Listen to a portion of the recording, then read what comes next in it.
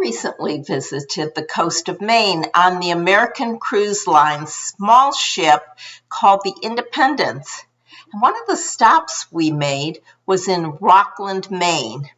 Now, all of the towns in Maine are small, except for Portland, which has a little over 68,000 people. But Rockland is one of the many small towns at just less than 7,000 people. Now, when you visit Maine, you basically go there to see the scenery, the boats. It's just magnificent. But you don't generally go there for cultural experiences. But I was really surprised at what I found in Rockland. It was amazing, and I'm going to tell you all about it. Hi, I'm Sandy from Sandy Over 70. Welcome. I hope you'll subscribe if you haven't already and click the like button. Rockland's harbor, one of the finest on the Maine coast, is a major distribution and landing point for the lobsters. This forms the basis for the city's annual Maine Lobster Festival every August. Rockland does call itself the lobster capital of the world. Unfortunately, so does Shediac, New Brunswick, Canada. It also holds an annual lobster festival with attendance about the same as in Rockland. The downtown has a traditional working waterfront. It also has historical buildings and locally owned restaurants, bars, and shops. Now I'm going to tell you about the surprising cultural experience we had. There are three significant museums in this small town. The first one we visited was the Sail, Power, and Steam Museum.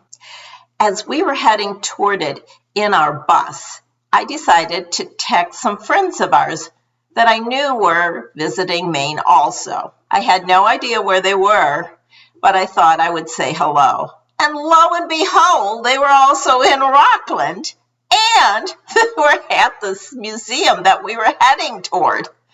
So when we got off the bus, there they were standing there waiting for us. Oh my goodness, what a small world. It was so much fun. We were guided through the Sail, Power, and Steam Museum. And this unique museum focuses on the history of sailing ships, steam-powered vessels, and the maritime heritage of the region. There is an extensive collection of maritime artifacts, models, and tools. Visitors can see antique engines, wooden boats, and some of the most famous ships that set sail here. Our next stop was the Owlhead Transportation Museum.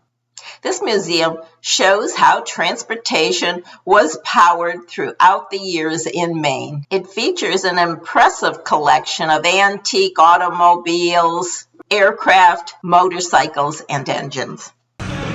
This is the third transportation museum I visited in the last few years, and initially I didn't think I would be interested in a transportation museum, but it turns out I'm fascinated by them. Each one is different and focuses on something special, and I'm enjoying this one.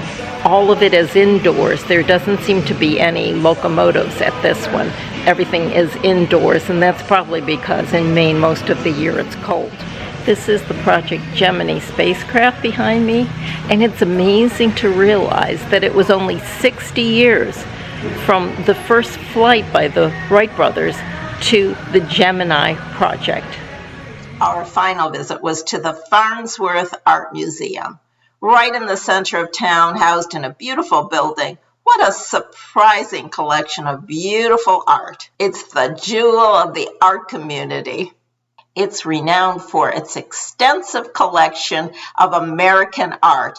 After we got back on the ship, I was hanging over the side of the ship, and I noticed a man standing on a piece of wood. It looked like a raft, just out there in the water. I was wondering, how did he get there? He was dry, he didn't have a swimsuit on, and how was he intending to get off of that piece of wood? We waited long enough to find the answer. It turns out they were disassembling the dock and they would take it piece by piece and pull it over to the shore where a big crane would lift it up and put it onto the shore. Apparently, they do that every winter. I hope you enjoyed this little visit to Rockland. Have a wonderful day. Thanks for watching.